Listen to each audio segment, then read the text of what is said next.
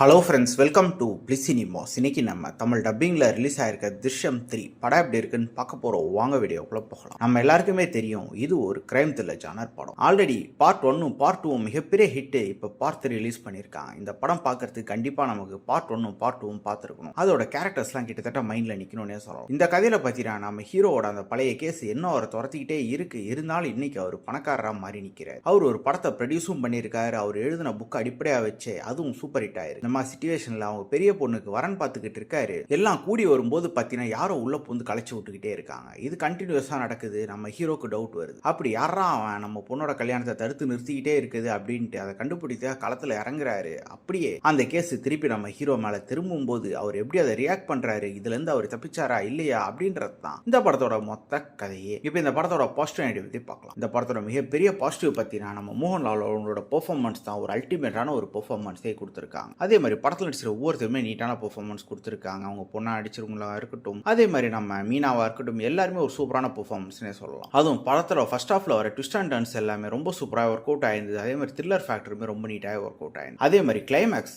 சூப்பராகவே இருந்ததுன்னு சொல்லலாம். ஸ்க்ரீன் பிளேஸே பார்த்தீங்கன்னா ஃபர்ஸ்ட் ஒரு 1.5 மணி நேரம் 2 மணி நேரம் வரைக்கும் கொஞ்சம் ஸ்லோவாக போன மாதிரி இருந்தாலும் கடைசி ஒரு 20லேருந்து 40 நிமிஷம் வரைக்கும் படம் அல்டிமேட்டாக போகுதுன்னே சொல்லலாம். டெக்னிக்கலியும் படம் சவுண்டாக தான் இருந்தது. எல்லா ஆஸ்பெக்ட்ஸ்லையுமே சினிமோட்டோகிராஃபி, சவுண்ட் எஃபெக்ட்ஸ், பிஜிஎம் எல்லாமே. இந்த படத்தோட நெகட்டிவ் பற்றி பார்த்தீங்கன்னா ஆல்ரெடி சொன்ன மாதிரி ஃபர்ஸ்ட் ஹாஃப்லலாம் பார்த்தீங்கன்னா பயங்கரமா படம் கொஞ்சம் ஸ்லோவாக போகுது, கொஞ்சம் ப்ரெடிக்டபிளா இருக்கும் தான் செஞ்சுது. அது மட்டும் இல்லாமல் ஃபர்ஸ்ட் 2 பார்ட்டை கம்பேர் பண்ணும்போது இந்த பார்ட் அந்த அளவு சுவாரஸ்யமா இருந்தது அப்படின்றது மிகப்பெரிய கேள்விக்குறியா தான் இருக்கு. மொத்தத்தில் என்கிட்ட கேட்டீங்கன்னா இந்த படம் ஒரு ஒன் டைம் வாட்சபிள் படம் தான். வேணும்னா ட்ரை பண்ணி பாருங்க. இந்த படத்துக்கு நம்ம ரேட்டிங் கேட்டீங்கன்னா 10க்கு 6 மார்க் கொடுக்கலாம். இன்னொரு வீடியோவில் சந்திக்கலாம். தேங்க்யூ.